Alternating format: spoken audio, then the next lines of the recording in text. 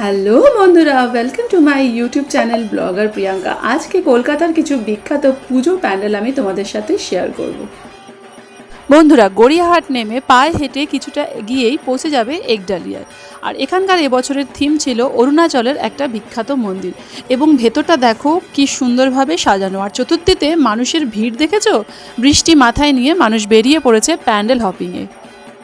ভেতরে প্যান্ডেলের গায়ে দেখতে পারবে বিভিন্ন পৌরাণিক চরিত্রগুলি। তারপরে আইসক্রিম খেতে খেতে চলে আসলাম সিঙ্গি পার্কে।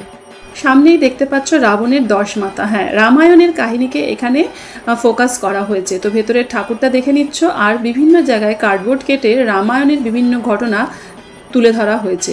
তো বৃষ্টি নেমে গেল হঠাৎ করে মুষলধারে, কিন্তু মানুষের আগ্রহের সীমা নেই, কারণ আমরা বাঙালি দুর্গা পুজোতে আমরা কিন্তু বাড়িতে বসে থাকবো না, আমরা বেরিয়ে যাব প্যান্ডেল হপিংয়ে।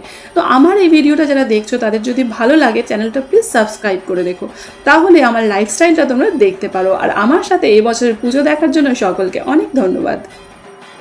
সাউথের প্রায় 4-5টা পুজো আমি এই ভিডিওতে দেখাবো, তাই ব্লগটা একটু বড় হতে চলেছে, কিন্তু ডোন্ট ওয়ারি, আমি কিন্তু তোমাদের বোর করব না। এখান থেকেই পায়ে হেঁটে আমরা চলে আসলাম এই যে হিন্দুস্তান পার্ক। হ্যাঁ, এখানে কিন্তু পুজোটা খুব একটা বড় হয়নি, হয়তো লাইটের কেরামতি রয়েছে, সেটা রাত্রে না আসলেই বোঝা যাবে না। এবার এখান থেকে বেরিয়ে ডাল ভাজা খেতে খেতে একটুখানি খেটেই আমরা চলে আসলাম পরবর্তী প্যান্ডেল 75-এর বালিগঞ্জ। হ্যাঁ, এখানকার থিমটাও কিন্তু বেশ সুন্দর ছিল, আর এই আলোর রোশনাইটা রাত্রিবেলায় হয়তো আরও বেশি ঝকঝক করবে।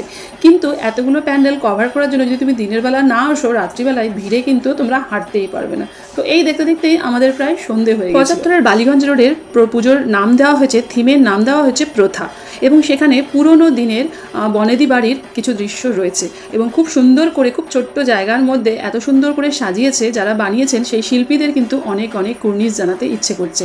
তো এরপর থেকে এখান থেকে বেরিয়ে আমরা চলে যাব পরবর্তী প্যান্ডেলে। তার আগে চলো প্রথার যে সুন্দর রূপটা এখানে সৃষ্টি করা হয়েছে সেটা একবার দেখে নেওয়া যাক।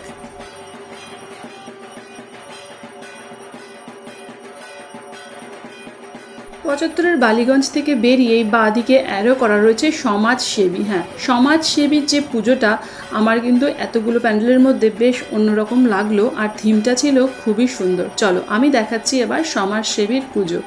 এবছর সমাজসেবীর যে থিমটা করা হয়েছে সেটা হচ্ছে 48-এ যে দাঙ্গা হয়েছিল, তারপরে কলকাতার যে বিধ্বস্ত পরিস্থিতি তৈরি হয়েছিল, মানুষজনের যে অসহায় অবস্থা, আমাদের যে শিল্প যেভাবে নষ্ট হয়ে গেছিলো, সেগুলোর চিহ্ন এখানে রয়েছে।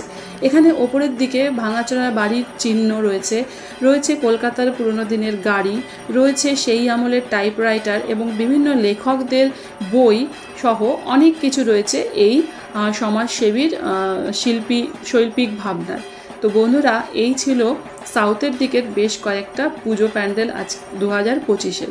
তো তোমাদের যদি ভালো লেগে থাকে আমার এই চেষ্টা, কারণ এইভাবে ঘুরে ঘুরে বৃষ্টির মধ্যে পুজো প্যান্ডেলের ছবি ভিডিও করা কিন্তু বেশ কষ্টকর, পায়ের হালও খুবই খারাপ।